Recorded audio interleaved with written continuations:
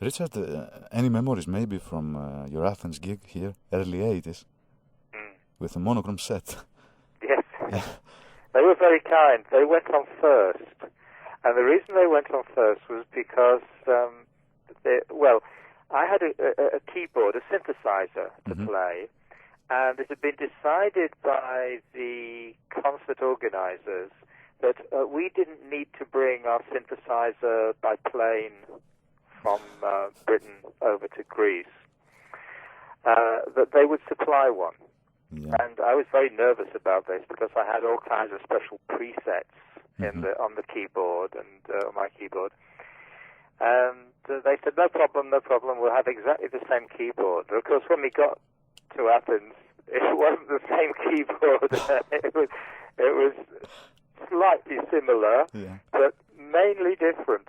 And I, therefore, had to spend all our spare time, all the afternoon and all the time up to the sound check in the hotel, in our room in the hotel, trying to create some presets for this keyboard. And I was doing that after the sound check as well. So Monochrome Set said, all right, we'll go on first. Yeah. And the only things I remember about that gig was the meal.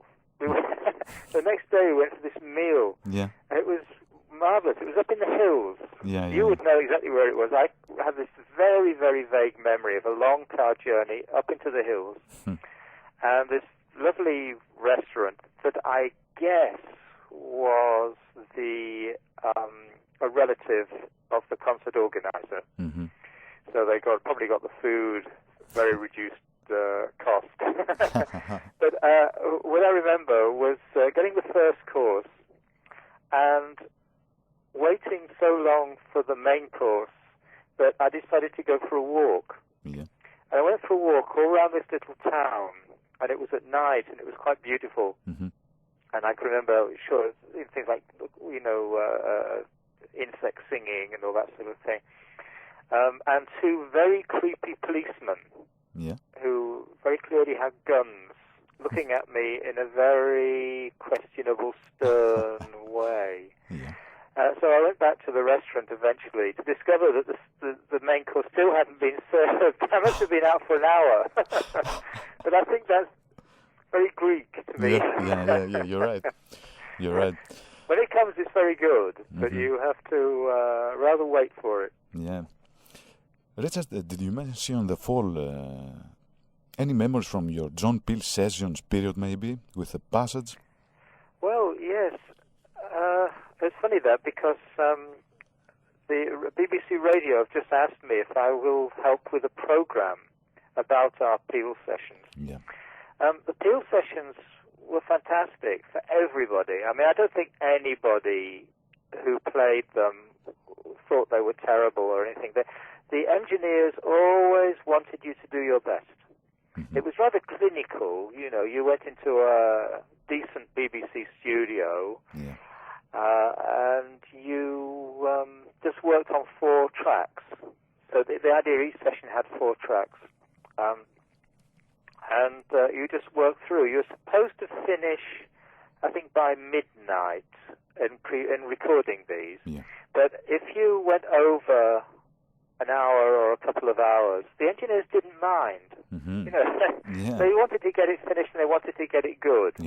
So that was really something at the BBC, the idea that you would have these very sympathetic people who would very much help you on your way. I mean, you're dealing, if you think that Andy at this was, our guitarist Andy was 17, 17 years old and very young and fresh to all of it.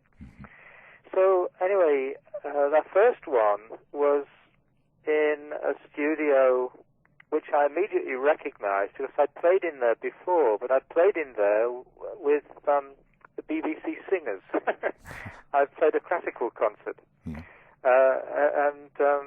So I recognized this, I felt very at home in this studio. The idea suddenly that I was playing my own music, and it was rock music. music Yeah, yeah. in the same place where I played a classical concert. It was rather strange feeling.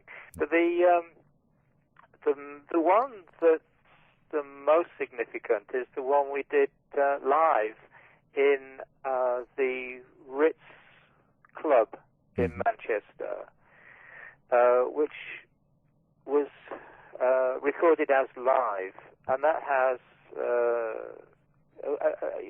real energy to it. Yeah. There's one horrible bit where I think the Andy's either gets the wrong guitar or the guitar lead doesn't fit into his guitar, or he drops it or something like that. And there's this bit that goes on forever. Yeah. This drumming just goes on and on forever. And unfortunately, it gets faster and faster as Joey gets fed up waiting, I think. So by the time we come in, the song is about double the speed of what it's meant to be. So it's things like that I remember about the Peel sessions. They are completely wonderful for everybody, and I don't think anybody's made a really terrible Peel session that's actually gone out. If they were so bad, they probably weren't put out by Peel. By the way, people seem to think that the John Peel sessions have something to do with John Peel, but they didn't. Peel was never there. It wasn't part of his show. They were pre-recorded, and he would slip them into his show. But Peel wasn't at the sessions or anything. He was most of the doing time. his own job to do as a DJ. Yeah, I'm sure you know all about that.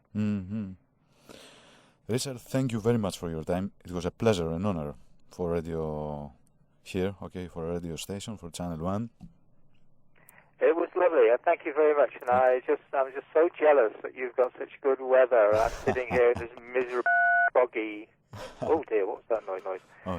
This miserable, foggy. It's actually gone out. If they were so bad, they probably weren't put out by Peel. By the way, people seem to think that the John